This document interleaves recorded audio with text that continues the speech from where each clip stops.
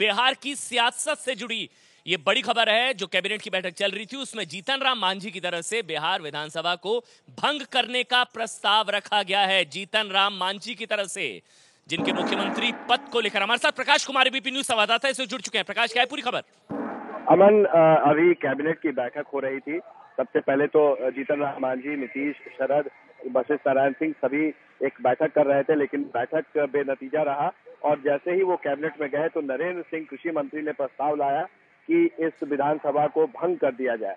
इस पर नीतीश के समर्थक जितने भी मंत्री थे वो लोग एक साथ उठ खड़े हुए और इन लोगों ने एक स्वर में विरोध किया। सिर्फ 6 मंत्री जो है वो इसके जीतन राम मांझी के पक्ष में रहे। बाकी जितने मंत्री थे, हालांकि 2 मंत्री को बर्खास्त कर दिया गया था, की सिफारिश की गई थी जिसे स्वीकार कर लिया गया था, ललन सिंह और पीके शाही। इनके छोड़ करके बाकी मंत्रियों ने इसका विरोध किया और वो लोग विरोध करने के बाद बैठक को बीच में ही कैबिनेट मीटिंग छोड़ करके वहां से पैदल निकल के बाहर आ गए। और बाहर में ये बात पता चली कि किस तरीके से कैबिनेट में अचानक ये प्रस्ताव लाया गया, बगैर किसी एजेंडा के और बगैर किसी पूर्व सूचना के कि इस पर बैठक की जा रही है। मंत्रिमंडल की बैठक के ही दरमियान, कैबिनेट की बैठक के दरमियान ही ये प्रस्ताव लाया गया नरेंद्र सिंह के द्वारा। उसके बाद काफी हंगामा हुआ, शोर शराबा हुआ। हमारी बात हुई श्याम रजक मंत्री से, उन्होंने भी स्वीकार किया कि वहां पर काफी हंगामा हुआ और यहाँ तक कि गाली गलौज की भी नौबत आई। उसके बाद फिर वो लोग सभी बाहर आ गए। कुछ मंत्री हैं जो अभी नीतीश कुमार के घर पर पहुंच गए हैं कैबिनेट बैठक के बाद, क्योंकि 4 बजे विधायक दल की बैठक होनी है। प्रकाश, क्या अब बैठक खत्म हो चुकी है? क्योंकि आप बता रहे हैं काफी हंगामा हुआ, गाली गलौज की नौबत आ गई जब बैठक हो रही थी। क्या अब बैठक खत्म हो गई? बैठक अभी भी चल रही है वहां पर? बैठक खत्म हो गई। बैठक खत्म होने के बाद नीतीश समर्थक जितने मंत्री थे सभी बाहर आए और बाहर आकर के पत्रकारों से बात की, ये सूचना दिया कि किस तरीके से वहां के अंदर में प्रस्ताव रखा गया था विधानसभा को भंग करने का, उसके जिसे 2/3 से ज्यादा मंत्रियों ने नहीं माना और उसके बाद फिर वो लोग बाहर निकल आए। नहीं, क्या अब होगा क्या? क्या ये जो कृषि मंत्री की तरफ से जो प्रस्ताव रखा गया है, क्या ये राज्यपाल को भेजा जाएगा? अब आगे क्या होगा प्रकाश? दरअसल इसकी व्याख्या होनी है।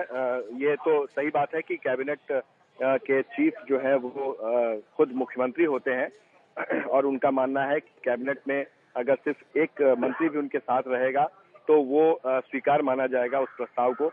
तो इस लिहाज से राज्यपाल को भेजने की अनुशंसा जाहिर है कि मुख्यमंत्री की तरफ से होगी विधानसभा को भंग करने की। प्रकाश, एक और जानकारी, किन किन मंत्रियों ने विरोध किया? जो नीतीश समर्थक मंत्री आप बता रहे, पीके शाही, ललन सिंह को तो पहले ही बर्खास्तगी का अनुशंसा कर दी गई थी।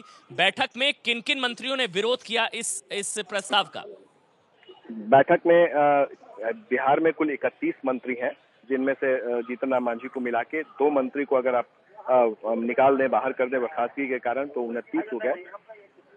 उसके बाद जो मंत्री उनके पक्ष में थे, जिसमें से 4 MLC हैं, विधान परिषद के सदस्य हैं, उस नाते वो मंत्री बने हैं, बाकी विधायक हैं। और 2 विधायक हैं जो मंत्री हैं, वो लोग सिर्फ 6 मंत्री और खुद मुख्यमंत्री, यानी कि कुल 7 मंत्री इस पक्ष में थे और बाकी 29 में से 7 यानी कि 22 ये मंत्री नीतीश के साथ थे। बता रहे हैं कि आप 29 में से 22 नीतीश के साथ थे, यानी कि खेमेबंदी दिख रही है, और 7 जो हैं वो मुख्यमंत्री को खुद मिलाकर 7 इस प्रस्ताव के पक्ष में थे। जी, यानी कि 22 प्रस्ताव के विरोध में थे प्रकाश। जी, 22 प्रस्ताव के विरोध में थे और सिर्फ 7 जो है वो इस पक्ष में थे। और लेकिन क्या कैबिनेट की तरफ से पास हुआ? क्योंकि आप बता रहे हैं 2/3 ने इसका विरोध किया। बिल्कुल, 2/3 ने विरोध किया है। जो नियम है उसमें कोई भी प्रस्ताव 2/3 बहुमत से अगर पास नहीं होता है तो उसे कैबिनेट से पास नहीं माना जाएगा, जैसा कि यहाँ के मंत्री बता रहे हैं, जो मंत्री वहां से निकल के आ रहे हैं। और अब आगे क्या? क्योंकि 4 बजे आप बता रहे हैं विधायक दल की बैठक होनी है, उसमें भी अब फैसला हो सकता है। 4 बजे विधायक दल की बैठक है। बिल्कुल, वो 4 बजे जो विधायक दल की बैठक है उसके लिए विधायक सभी पहुंच चुके हैं और पहुंचने के बाद ये वहां पर प्रस्ताव लाया जाएगा, जो सूचना मिल रही है जी। उसके बाद फिर उसी समय फैसला लिया जाएगा। नए मंत्रिमंडल, नए विधानमंडल के नेता के तौर पर नीतीश कुमार के नाम के आने की घोषणा हो सकती है, क्योंकि जो बातें सामने आ रही जो पहले से तय है। ये बीच में समझौता कराने की कोशिश की गई थी, लेकिन समझौता किन बातों पर नहीं हो पाया ये जानना दिलचस्प होगा। यानी कि नहीं, लेकिन प्रकाश, ये भी तो जानकारी थी कि नीतीश कुमार से मिले थे जीतन राम मांझी, फिर शरद यादव से भी मुलाकात हुई थी। वो जो बीच का रास्ता निकालने की कोशिश थी, वो बातचीत फेल हो गई क्या? बिल्कुल, वो बेनतीजा हुआ। यही वजह है कि जैसे ही यहाँ से 2 बजे कैबिनेट की बैठक की गई थी, ये एक आखिरी मौका था 2 बजे से पहले, जब जीतन राम मांझी नीतीश के घर पहुंचे। वहां बातचीत लंबी चली, करीब 1.25 घंटे लंबी बातचीत चली, लेकिन कोई नतीजा नहीं निकला। तभी जाकर कैबिनेट में नरेंद्र सिंह ने यह प्रस्ताव लाया कि विधानसभा को भंग कर देनी चाहिए। अब कोई गुंजाइश है समझौते की? अब कोई गुंजाइश है समझौते की? आर पार की लड़ाई के मूड में अब जीतन राम मांझी? बिल्कुल, अब कोई गुंजाइश नहीं है समझौते की। अब एक तरह से देखा जाए तो राज्यपाल के ही पाले में गेंद है। अब राज्यपाल के पास अगर ये अनुशंसा जाती है कि विधानसभा को भंग करने की, और दूसरी तरफ नीतीश कुमार के नाम का अगर प्रस्ताव जाता है, तो राज्यपाल को तय करना है कि इसमें क्या हो सकता है। इस वक्त की बड़ी खबर आपको बता दें, बिहार की सियासत से जुड़ी ये बड़ी खबर है। बड़ा राजनीतिक संकट इस वक्त बिहार में गहरा चुका है, क्योंकि मुख्यमंत्री जीतन राम मांझी की तरफ से बिहार विधानसभा को भंग करने का प्रस्ताव जो कृषि मंत्री नरेंद्र सिंह की तरफ से रखा गया कैबिनेट की बैठक में, उसका प्रस्ताव, उसका समर्थन किया गया। कुल 29 में से 7 मंत्रियों ने सिर्फ समर्थन किया, 22 मंत्री कैबिनेट से वॉकआउट कर गए। मांझी ने रखा विधानसभा भंग करने का प्रस्ताव, सिर्फ 7 मंत्री इस प्रस्ताव के पक्ष में थे, और 22 मंत्री जो कि नीतीश खेमे के माने जाते हैं, वो कैबिनेट से वॉकआउट कर गए। 4 बजे विधायक दल की बैठक होनी है, यानी कि बीच का रास्ता निकालने की जो कोशिशें की जा रही थी कि एक तरीके से विदाई हो जाए और नीतीश कुमार वहां पर मुख्यमंत्री बन जाए, वो नहीं होता नजर आ रहा है। मांझी ने नीतीश के खिलाफ एक तरीके से बगावत कर दी है, और अब आर पार की लड़ाई के मूड में इस वक्त नजर आ रहे हैं बिहार के मुख्यमंत्री जीतन राम मांझी। नीतीश समर्थक मंत्रियों ने विरोध किया कैबिनेट की बैठक में। जो प्रस्ताव रखा गया नरेंद्र सिंह की तरफ से, कृषि मंत्री की तरफ से, उसको लेकर 22 मंत्रियों ने इसका विरोध किया। और जिस तरह से प्रकाश कुमार जानकारी दे रहे हैं, कैबिनेट का कोई भी प्रस्ताव तब पास होता है जब 2/3 मंत्रियों की कम से कम मंजूरी हो, लेकिन यहां पर 2/3 मंत्रियों ने विरोध किया। और सुभाष कश्यप, संविधान के जानकार, इस वक्त हमारे साथ जुड़ चुके हैं। सुभाष कश्यप जी, अब बिहार विधानसभा में अब क्या होगा? क्योंकि अभी जो जानकारी मिल रही है उसके मुताबिक बिहार के जो मौजूदा मुख्यमंत्री हैं जीतन राम मांझी, उन्होंने बिहार विधानसभा को भंग करने का प्रस्ताव दिया है कैबिनेट की बैठक में। अब आगे क्या होगा वहां पर? कैबिनेट तय करेगी। जो कैबिनेट का निर्णय होगा। हेलो, नहीं सुभाष कश्यप जी, लेकिन 29 में से 22 मंत्रियों ने इसका विरोध किया, तो 2/3 तो मंत्री इसके खिलाफ थे। हेलो सुभाष जी, जो कैबिनेट की बैठक हुई उसमें 29 में से 22 मंत्रियों ने इस प्रस्ताव का विरोध किया था। हेलो,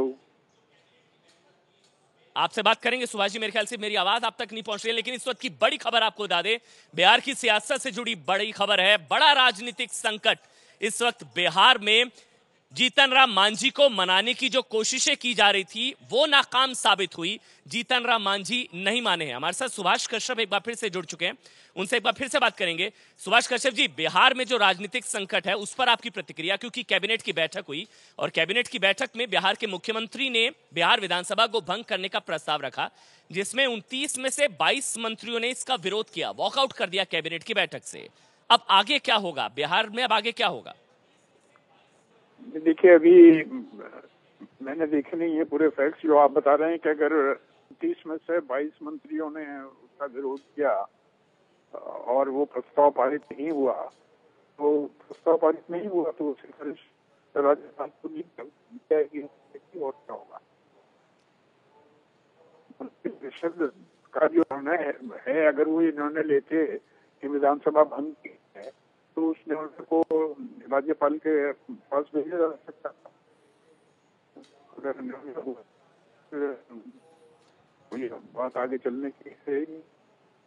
सुभाष जी, आपकी आवाज साफ नहीं है, एक बार फिर से हम आपको कॉल जरूर करेंगे। और लेकिन बड़ी खबर इस वक्त की है कि बिहार में राजनीतिक संकट गहरा चुका है। आपको याद होगा, लगातार एबीपी न्यूज आपको दिखा रहा था कि जीतन राम मांझी को मनाने की कोशिशें की जा रही थी, बीच का रास्ता निकालने की कोशिशें की जा रही थी। नीतीश कुमार से मुलाकात हुई थी, शरद यादव से मुलाकात हुई थी, लेकिन बड़ी खबर यह है कि आर पार की लड़ाई के मूड में इस वक्त जीतन राम मांझी, जिन्होंने विधानसभा भंग करने का प्रस्ताव रख दिया।